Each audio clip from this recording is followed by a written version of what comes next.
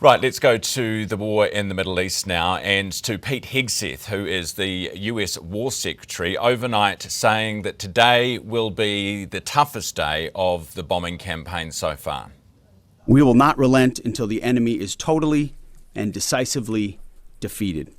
But we do so. We do so on our timeline and at our choosing.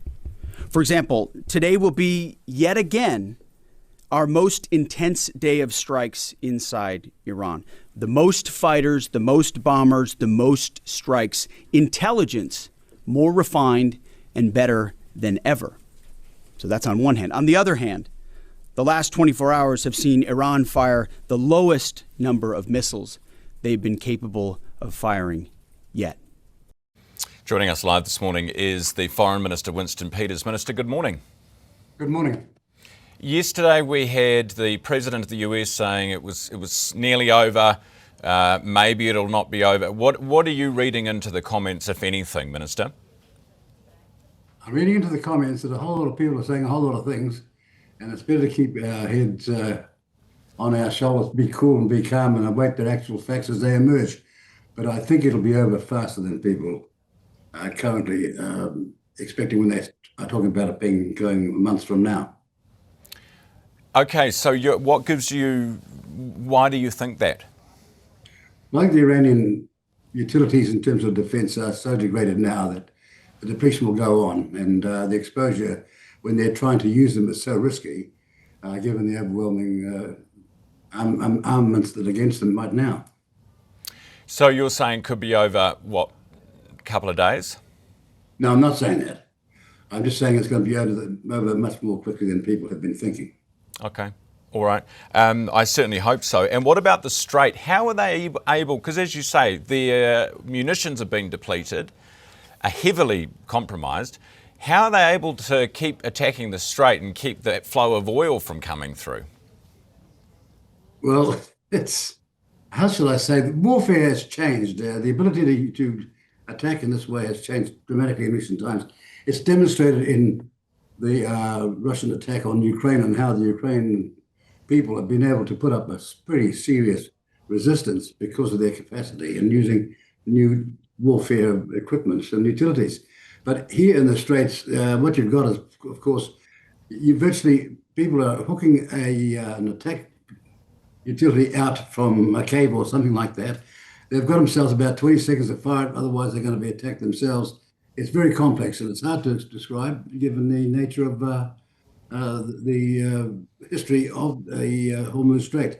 But here's the point. There's been a huge cost to the rest of the world in the uncertainty in those straits for a long, long time. So would it be better if the US took it over? No, I'm not making any of those conclusions. I'm looking at the whole Middle East and all those countries that are concerned as to what's going on. You know, the Arab, Saudi Arabia, dare I say it, Oman, Qatar, United Arab Emirates, countries like that. We want to know, more importantly, what they think.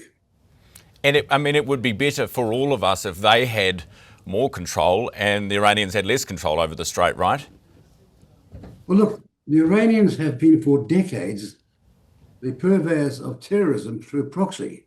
All sorts of people, operatives, spreading terrorism around the world, paid for, supported and boosted by Iran, and they're being found out. And half of these so-called experts who talk about foreign policy won't actually address the real issue. This ongoing terrorism that even reached the streets of Australia and, dare I say it, Bondi Beach most recently. But they killed 88 people in Buenos Aires. There's examples all around the world of their behavior. And sooner or later, everybody says enough's enough, including their neighborhood. Would we be happy if the Supreme Leader's son, who's now the Supreme Leader, was taken out? The Israelis are going after him. It sounds like the US might be too.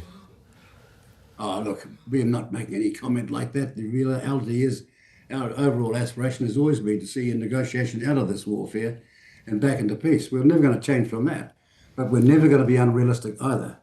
If you want the rule of law, whether it be on the streets of Auckland or Wellington or Rotorua or the streets of the world, then somebody eventually has to enforce it. Hey, Minister, just very quickly before you go, Air New Zealand, obviously they're in a bit of strife at the moment because in part of what's happening in the Middle East. But what do you make of Nationals saying with asset sales and on Air New Zealand, nothing this term? You know, that doesn't rule out next term, does it? Would that happen? I mean, would it be over your dead body? Well, I would have thought they'd have learnt the lesson the first time. How many times have they been engaged in selling out Air New Zealand, only having to buy it back? It's a critical utility for a country called New Zealand. It's our face abroad. There's a lot of things that suggest we should be in a serious case of building this airline to being the max it is and far more efficiently than it is. And around all the provinces that feed this country and make this country wealthy, they need to have far more consistent supply.